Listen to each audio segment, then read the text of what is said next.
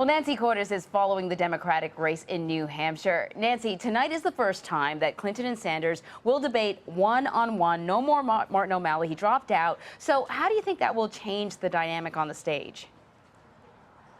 I think we got a flavor of how it will change last night. You saw this very binary comparison between these two candidates. There is no longer sort of that third person there who's kind of sometimes taking sides with one and sometimes with the other.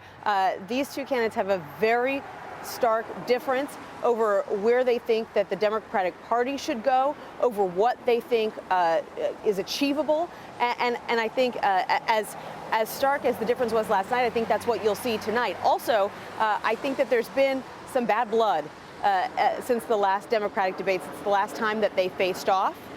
There's been a lot of fake umbrage as well, with each party accusing the other of mortal insults for what are actually, sort of minor standard campaign comparisons. And so I think that you're going to see quite a clash tonight. Nancy, Bernie Sanders is doing very well in the polls in New Hampshire. The Clinton campaign keeps saying that's because Sanders is from neighboring Vermont. But Clinton was a New York senator. New York isn't very far from Vermont. So is this, and plus she even won there, is this a strategy or an excuse? They're trying to not just lower expectations, but basically take the expectations and put them on the floor before next week's primary, because they're looking at the polls. They see that the numbers are going in the wrong direction for Secretary Clinton, and Bernie Sanders has had a pretty significant lead here in New Hampshire for some time.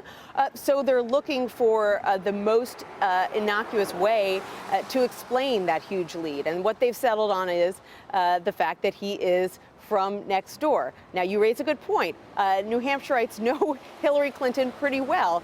They have given her a victory before. They have given her husband victories. And as Senator Sanders told me last night, I think if you did a poll here in New Hampshire at the start of this race, probably more people would know Secretary Clinton than know me.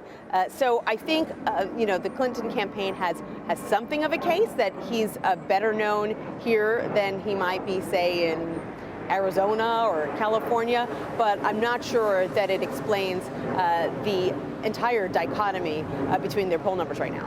So let's talk about the strategy beyond New Hampshire. Next stop is South Carolina. Bill Clinton is already there stumping for his wife. At least according to the polls, she enjoys a significant lead over Bernie Sanders. But if Sanders ends up taking New Hampshire, what sort of pressure will Hillary Clinton be under? You talked about expectations being the name of the game. Will she be expected not just to win, but to really win by a landslide in order for it to be considered a success? I don't know that she needs to win by a landslide, but the fact is that if he comes out of New Hampshire with an enormous victory, if he wins here by 20 points, then South Carolina Democrats who maybe haven't been paying all that much attention to this race and are making up their minds in the last week, that might be eye-opening for them. They might say, wow, I didn't really pay much attention to this guy. He's a Democratic socialist. He wasn't on my radar. But, if the people of New Hampshire think he's so great, then maybe I ought to give him a second look. And as we saw in Iowa, a lot of people make up their minds in the last week of the race. And so that's why the Clinton camp, even though they're basically ceding the race to Bernie Sanders here, which is something of a risky strategy, they need to try to minimize the amount that she loses by here, if she does indeed lose, because they don't want Sanders barreling into South Carolina looking like a big winner. All right, Nancy Cordes, thank you very much. You're welcome.